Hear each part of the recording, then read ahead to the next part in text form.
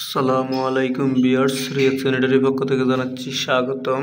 আজকে মাত্র আমরা একটি বাথরুম ওয়ারিং করলাম। তো এখন এখানে আমরা আসলে কিভাবে ওয়ারিংটা করছি যে আপনারা দেখতে পাচ্ছেন, এটা হচ্ছে জার্নাল লাইন। তো আপনাদেরকে কাজটা আসলে দেখায়, কাজটা পরিপূর্ণভাবে আপনাদেরকে বুঝিয়ে দেব কোনটা কি কাজে ব্যবহার করা হবে। তো তার আগে অবশ্যই যারা আমাদের চ্যানেলে নতুন, চ্যানেলটি অবশ্যই সাবস্ক্রাইব করে দিবেন। যারা সাবস্ক্রাইব করছেন অসংখ্য ধন্যবাদ। আপনারা অবশ্যই লাইক কমেন্টস করবেন। আপনাদের একটি লাইক একটি কমেন্টসের কারণে আমরা আরেকটি ভিডিও করতে ইচ্ছুক। তো চলুন, এই যে আপনাদেরকে দেখাই, এটা হচ্ছে যে হাই কমেন্টের লাইন। আমরা হাই কমেন্টের জন্য এই লাইনটা ফিটিংস করা হয়েছে, দেখতেছেন। আর হচ্ছে যে এটা হচ্ছে যে আপনার পানির লাইন, গোসলখানার যে পানি, ওই পানিটা এটা দিয়ে নিষ্কাশন হবে। তো এখানে আমরা হাই কমেন্টের লাইনের এই যে দেখতেছেন সামনেই কিন্তু আমরা এটা দিয়ে দিছি, কারণ হয়তো এনারা চাইলে কিন্তু এতটুক পর্যন্ত একটু উঁচা করতে পারে। তো এই যে দেখতেছেন, এটা আমরা বেসিংয়ের জন্য নিছি, যে লাইনটা বেসিংয়ের জন্য মাত্রই লাগাইলাম মশলা দিয়ে, এখন বালি দিছি। তো যে দেখতেছেন এখানে একটা বেসিং হবে, এই যে বেসিংয়ের পয়েন্ট, এখানে একটা বেসিং হবে। তো এই জন্য 40 mm এর পাইপগুলো দিয়ে আমি বেসিংয়ের লাইনটা লাগাইছি। এটা হচ্ছে যে ডাইনিং বেসিংয়ের জন্য গেছে। এই যে দেখতেছেন ভিতরে, ওই যে ভিতরে দুইটি পাইপ দেখা যাচ্ছে, ওই দুইটা ডাইনিং বেসিংয়ের জন্য। আমি এখানে বাথরুমের ভিতরে যে বেসিংটা হবে ওটার জন্য আসলে গরম পানি আমি লাইনটা রাখি নাই। এই যে দেখতেছেন গরম পানির লাইনটা আমি কিভাবে নিলাম, অবশ্যই যে মাঝখানে আমি ফাঁক রেখে দিছি। অবশ্যই আপনারা কিন্তু এইভাবে মাঝখানে ফাঁক রেখে দিবেন। এই যে দেখতেছেন এখানে একটা অফ সাইড দিয়ে এই লাইনটার নিচে দিয়ে কিন্তু গরম পানিটা নিয়ে গেছি আমি ঠান্ডা লাইনটার। এই যে দেখতেছেন কিভাবে আমি আসলে আগে ঝর্ণায় গরম পানির জন্য আসলে গ্রুপটা কাটা হয়েছে, পরে ওনারা বলতেছে যে ঝর্ণায় গরম পানি দিবে না, একটি মাত্র কনসেরিস্টক কক ব্যবহার করতে। তো আমি ঠিক ওইভাবেই এখন কাজটা করা হয়েছে।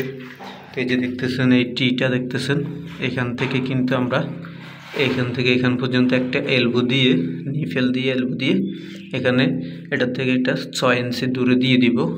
তো এটা এখন আমরা দিই নাই, এটা দিব। তো কীভাবে দেবো সেটা আপনাদেরকে দেখাই। এই যে দেখতেছেন গরম পানিটা কিন্তু আমরা এইভাবে এখান দিয়ে কিন্তু ফলসার থেকে গরম পানিটা নামবে। এই যে দেখছেন আমরা এখন এটাতে ফেরাক পর্যন্ত মারি নাই, ফেরাকগুলো মারবো এখানে, ওগুলোতে ফেরাক মারবো, বালি মারবো, তারপরে এই যে মুখগুলো খোলা আছে এগুলোতে প্লাগ মারবো। তারপরে হচ্ছে 1/2 ইঞ্চি প্লাগ মারার পরে আমাদের এটার ভিতরে কাজটা কমপ্লিট একদম। এই যে দেখতেছেন এটা হচ্ছে যে আমি আপনাদেরকে দেখাই, এটা হচ্ছে বাইরের থেকে যে লাইনটা আসছে, এটা হচ্ছে ওই লাইনটি দেখতেছেন। এটা হচ্ছে যে হাই কমেন্টের লো ডাউনের পয়েন্ট।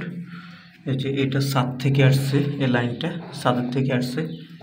তারপরে হচ্ছে যে এটা হচ্ছে ফুড শাওয়ারের পয়েন্ট। তো বাইরে ডাইনিং বেসিংয়ের লাইনটা কীভাবে দিছি সেটা আপনাদেরকে দেখাবো, চলুন।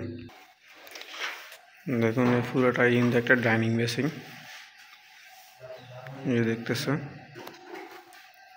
রাজমিস্ত্রি কাজ চলতেছে কিন্তু দেখতেছেন।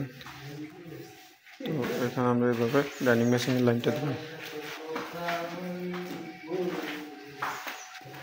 ডাইনিং বেসিংয়ের লাইনটা আমরা এখানে ফিটিংস করলাম ঠিক এভাবে।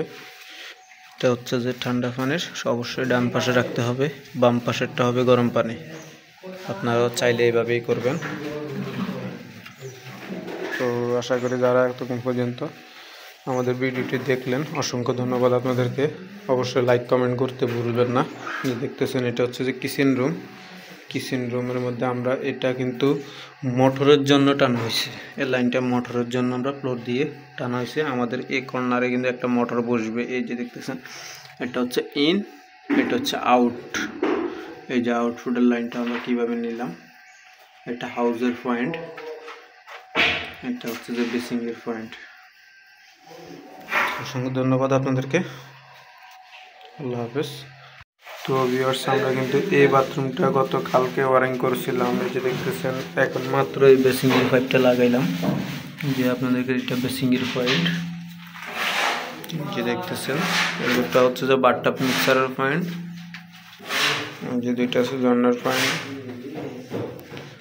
যে আমাদের এই বাথরুমের কাজটা হচ্ছে যে এটা হচ্ছে যে গরম পানি, এটা ঝর্ণা, এটা গরম পানি।